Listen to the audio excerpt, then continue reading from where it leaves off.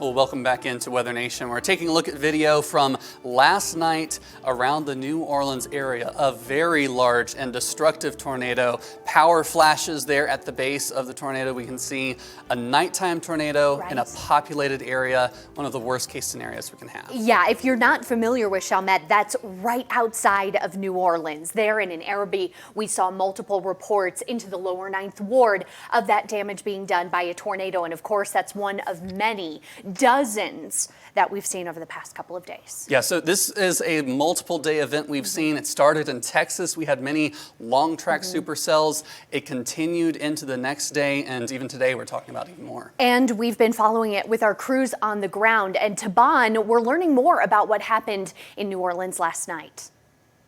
If you were with us yesterday evening, we tracked a tornado moving through the Louisiana area out to near New Orleans, and we want to bring in our field correspondent Brandon Clement, who is on the grounds there right now to bring us more of a detailed view of what's happening and how the town is feeling right now. He's out into Arabi, Louisiana. So Brandon, thank you so much for joining us. Can you tell us what you've been seeing as you've been on the grounds out into Arabi today?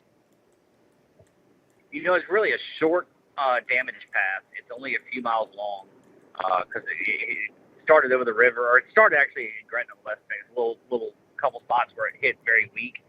And then on the river, it started to get strong. And then as it came across into the Arabi area, it really did a lot of damage on a few streets. It's only about a 3-mile path where that real bad damage is.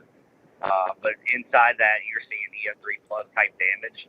A lot of homes are completely destroyed. Some well-built homes are completely destroyed and mostly knocked off the foundation. So this was a violent tornado. Of course, you saw some videos of the tornado last night. You can see what they call a horizontal vortice sticking out the side of it, like a snake that comes out the side of a tornado and starts dancing around. And whenever you see those, it's almost always a violent tornado. Yeah, and the footage that we've got here is it's incredible to see what's out there. Have you talked to anybody in the community, and have you gotten kind of a sense of how that community is feeling today? They're shocked, really. You know, a lot of people were talking. They were really taking the severe weather forecast seriously. It's really rare for New Orleans to get hit by major tornadoes. They had one in 2017. I think it was only the second EF3 tornado in the history of the city. Of course, that history goes back centuries. So it's not very common to get violent tornadoes this far south in New Orleans. So when that one ripped through the city, it caught people off guard, even though they were expecting it by the forecast. When some neighbors were walking out this morning and looking at their neighborhood and seeing this path just carved through it, shocked about the only way I can put it.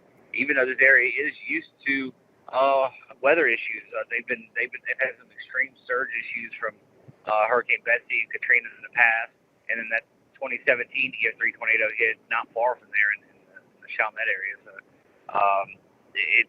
it caught them off guard. It's not something they're used to seeing just because it's so rare down in New Orleans. Yeah, our hearts go out to everybody affected there. And as we continue to look ahead at the forecast, the same storm system is now charging its way through the eastern U.S. We could see some strong to potentially severe storms from the Great Lakes all the way down to the Gulf of Mexico. And I want to highlight what that means on the tail end of things, because it's the same digging trough that's very slowly been moving across the southern U.S., causing multiple days of fatal tornadoes. Today, the tornado threat is a bit less, but it's still not zero. And we want to see what that means from the panhandle of Florida through Georgia and the Carolinas and up into Virginia. About 5% in this brown shaded area. We've got a front charging through that strong line of storms that continued into the overnight hours. Another tornado report just outside of Mobile with some minor damage to roofs last night. And we'll continue to see some isolated spin-ups within that line as we work our way into the afternoon hours. But watch what happens overnight tonight and into the day tomorrow. We have this line producing likely gusty winds and a chance at an isolated storm that'll die down once the sun goes down and into the overnight hours. But look at how little it moves. We see another surge of moisture into the day on Thursday, and that's going to allow us to see some redevelopment. Doesn't look to be as strong, but we're keeping an eye on the northern side of things through coastal parts of North Carolina and Virginia, possibly up into the Delmarva for some pockets of heavier rainfall, gusty winds, and another chance at an isolated spin up. The tornado threat going down, but these storms are waterlogged and we could see some localized flooding and of course that severe wind potential here over the next couple of days. And it stretches all the way down that front into Florida for the day on Thursday. So we are far from done with this storm system because it just sits there and spins and creates these powerful lines of storms that bring those heavy downpours. We're tracking an area in that orange and red, anywhere from 3 to 6 inches of rainfall as it just kind of hangs out and hovers around the coastline. So cities like Virginia Beach are going to get several days of rain out of this, along with a chance at a strong to severe thunderstorm. Atlanta, your best chances for the day today, cooling and clearing as we head into the next couple of days and hopefully taking a quieter pattern as we head towards the weekend. We always like to see a quieter pattern behind these lines of storms, so it gives a chance for people to clean up and start to assess the damage that they've seen over the last couple of days. As we continue to see a trough of low pressure and a very active pattern for the eastern U.S., Kit, the west is total opposite. It's like we're springing forward all the way into summer.